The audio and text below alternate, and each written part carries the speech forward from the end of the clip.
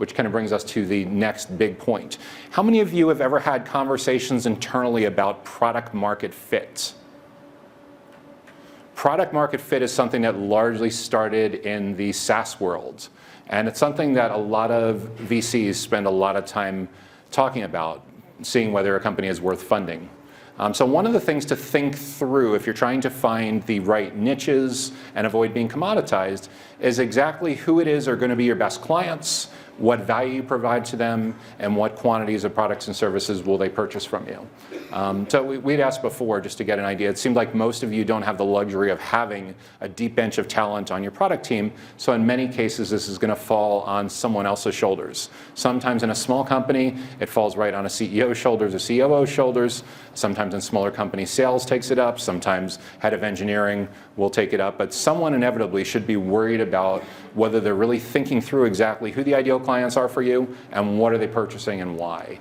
So product market fit, you may want to take a picture of the slide. It's also obviously available in the mobile app, is the degree to which your product or services satisfies demand at scale, strong market demand. And again, this has roots in the venture capital world. So how does a colocation provider know if they have product market fit? There's two basic criteria. Do you know exactly who your ideal clients are? Do you know who your buyer personas are? And do you have a really good handle on what the metrics look like for each buyer persona? Just a quick definition, a buyer persona is a semi-fictional representation of an ideal client based on research and educated speculation. It's a lot more than just demographics. It's understanding what is keeping that person up at 2 o'clock in the morning worried about IT. It's understanding their goals. It's understanding their pain. It's understanding their challenges. Where they hang out online, where they hang out offline. Do they go to conferences like this? What groups are they on LinkedIn? Are they on Twitter? Are they on Facebook? What are they doing? What are they specifically worried about? And when you start to see consensus with that, it becomes a lot easier to figure out what your product roadmap should look like. It becomes a lot easier to come up with content that really resonates with those folks. It becomes a lot easier to know where to prioritize your promotional efforts, and it keeps your sales team from spinning their wheels.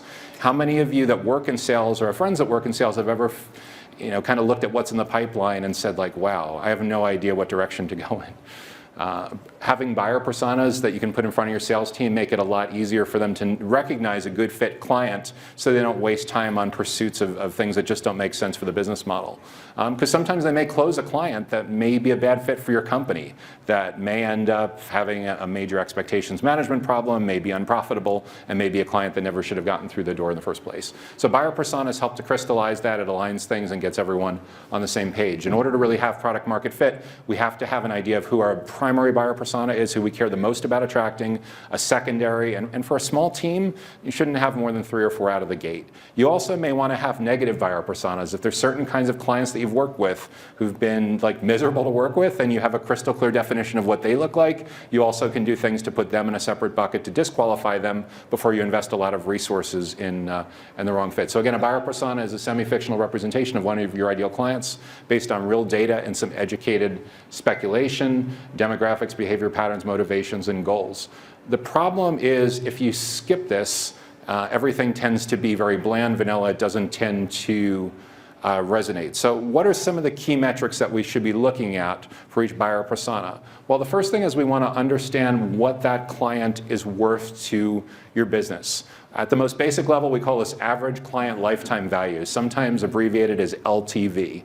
This is the aggregate of what a client is worth over the lifetime of them working with you. How many of you are in colocation businesses that are based heavily on monthly recurring revenue? How many of you are in businesses where repeat sales are important? It's really, really critical that we have a good handle on what that average deal size is. Do they sign on for a 1-year agreement, 3 years, 5 years? What are the typical terms that someone buys on? We need to have a really good understanding of that. The second thing we need to understand is how much we can afford to invest in acquiring an ideal client. We call that the cost of client acquisition, or COCA. Not like Coca-Cola, but just an easy way to remember it, COCA. The reason that that's really important is if your clients aren't worth that much, you can't afford to invest very much in marketing and sales to acquire them. So in a lot of cases, when people come to us and they ask for advice on what direction to go in, the first thing we do is kind of size up their business model, how healthy their business model is, what the revenue per client looks like, do they have strong margins. These are all really, really important drivers. Think about it at one extreme. If you have a hosting business where you're selling $5 a month hosting, how much can you really afford to invest in that person, even if you think they're going to stick for 60 months? You know, the value of that client is $300. It's possible that there could be good upsell and cross-sell opportunities, but there's an upper limit on what you can afford to invest. Conversely, if you're selling enterprise colocation at $5,000 a month and you think they're going to stick for 60 months, that's an entirely different ballgame. So a lot of it depends on what you can afford to invest. Is very, very highly dependent on who your target clients are, your value proposition to them, and what the average deal size and ultimate value is. We also need to understand your average sales cycle length, the difference between when somebody first learns about your company and when they ultimately become a client. How many of you currently track that?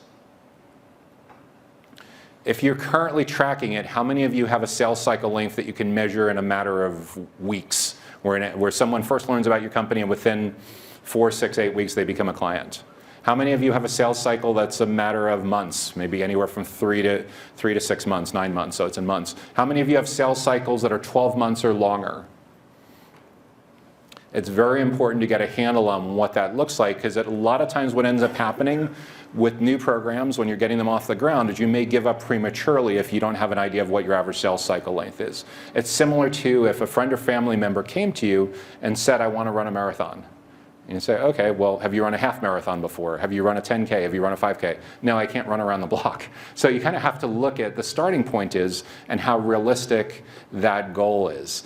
Sales cycle length is kind of similar, is that if we're trying to figure out a way to scale everything that we're doing, identify profitable niches, we have to know how long it's currently taking for us to take a complete stranger and for them to monetize into a client. So one of the ways that we know whether we have product market fit or not is we take our buyer personas. Like in this example, we have a CFO Fred, we have CTO Tom, and we have compliance Connie. How many of you sell to CFOs or CTOs or compliance officers? These resonate for any of you with colocation. So once we have an idea of who these, by the way, these aren't necessarily the perfect buyer personas for you, they're just examples for illustration purposes. Once we have those buyer personas and we've segmented in that way, we need to be able to fill in those boxes. We need to know for each of those buyer personas how much they spend with our companies over their lifetime, what we're currently spending to acquire an ideal client just like that, and how long it takes for that ideal client in between when they first learn about you to when they actually sign on the dotted line for a long-term colocation agreement. And if you sell to or partner with colocation providers, it's all the same, only the names will change. Anyone grow up in the 1980s and a big fan of Bon Jovi? Okay. It's the same basic issue. It's just different buyer personas. So maybe you're selling to colocation Chris, CISO Chuck, and Knock Nancy. So depends on, it doesn't matter whether you're a colocation provider or you sell to or partner with colocation providers or any other kind of IT or business model, you're going to have your preferred buyer persona that you want to attract. It may be an influencer, it may be a decision maker, but there should be somebody that has extreme high economic value to your company where you're really, really focusing your efforts. Once you know that, we want to be obsessive about collecting that information so we know what their lifetime value is to us, so we have a good grasp on what we can afford to invest to acquire a client like that, and we know how long to expect. And we're going to come back to this towards the end of talk.